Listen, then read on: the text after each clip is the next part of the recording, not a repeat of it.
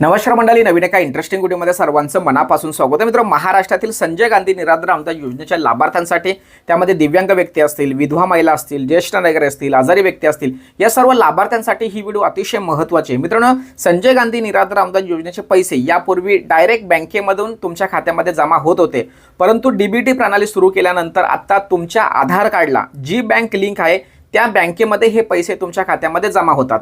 आता डीबीटीच्या माध्यमातून हे पैसे तुम्हाला मिळावे यासाठी तुमच्याकडे आधार कार्ड असणं खूप गरजेचं आहे.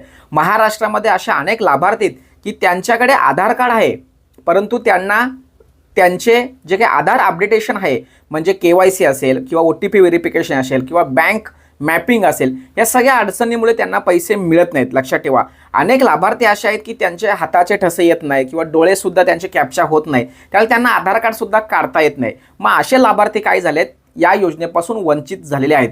त्यामुळे राज्य सरकारच्या माध्यमातून, प्रशासनाच्या माध्यमातून कलेक्टर साहेबांना त्यांच्या तालुक्यांमधील जेवढेही लाभार्थी असे आहेत की त्यांच्या हाताचे ठसे येत नाही किंवा डोळे कॅप्चा होत नाहीत, म्हणजे त्यांच्या आधार कार्ड अपडेट होत नाही, त्यांच्या आधार कार्डला बँक लिंक होत नाही, या सर्व प्रोसेसमुळे त्यांचे पैसे त्यांना मिळत नाहीत. तर यामध्ये प्रशासनाने, राज्य सरकारने एक महत्त्वपूर्ण निर्णय घेतला आहे की त्यांच्यासाठी प्रत्येक तालुक्यामध्ये, तालुका स्तरावरती तहसील कार्यालयामध्ये शिबिरं आयोजित करावी आणि त्या शिबिराच्या माध्यमातून त्यांना त्यांचं जे आधारचं काम आहे ते पूर्ण करून घ्यावे. आणि ज्या लोकांचं आधार कार्डचं काम पूर्ण होत नाही, म्हणजे तिथे शिबिरामध्ये सुद्धा त्यांचा थंब येत नाही किंवा डोळ्याचे ठसे येत नाही, तर त्यांच्याकडून त्यांच्यासाठी एक वेगळ्या पद्धतीचा फॉर्म भरून दिला जातो. आणि या संदर्भात प्रत्येक जिल्हाधिकारी कार्यालयाने प्रत्येक तालुक्याला या ठिकाणी पत्रव्यवहार करून असे शिबिरं घेऊन त्यांचा पूर्ण अहवाल राज्य सरकारकडे किंवा प्रशासनाकडे पाठवण्यासंदर्भात महत्त्वाच्या सूचना केलेल्या आहेत. त्यामुळे मी स्क्रीनवरती सुद्धा एक तालुक्याचं पत्र तुम्हाला दाखवतोय.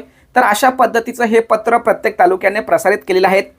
तुमच्या तालुक्यामध्ये जर अशा पद्धतीचं प्रसारित झालं नसेल पत्रक, तर तुम्ही तुमच्या तहसील कार्यालयामध्ये जायचं आहे, तहसीलदारांना सांगायचं आहे की साहेब अशा अडचण आहे, बाकीच्या तालुक्यांमध्ये शिबिरं आयोजित केली जात आहेत, त्यांच्याकडून फॉर्म भरून घेतले जात आहेत. मग आपल्या तालुक्यांमध्ये अशी लोक आहेत की त्या लोकांचा डीबीटीच्या अभावामुळे पैसे मिळत नाहीत, तर त्यांच्यासाठी काय आहे, कॅम्प कधी, शिबिरं कशी, अशा पद्धतीने चौकशी करायची.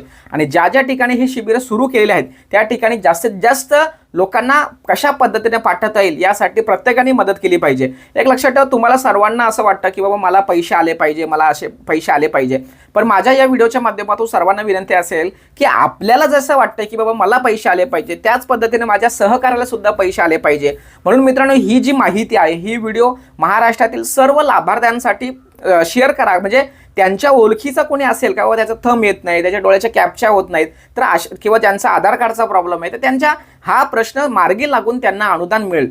ही एक सेवा आहे आणि ही सेवा प्रत्येकाकडून घडावी असं मला या ठिकाणी वाटतंय. जर मित्रांनो ही व्हिडिओ तुम्ही सर्वांना शेअर केली तर नक्कीच त्या लाभार्थ्याला फायदा होईल असं मला या ठिकाणी वाटतंय. भेटूया पुढील व्हिडिओसह. तोपर्यंत धन्यवाद. जय हिंद, जय महाराष्ट्र.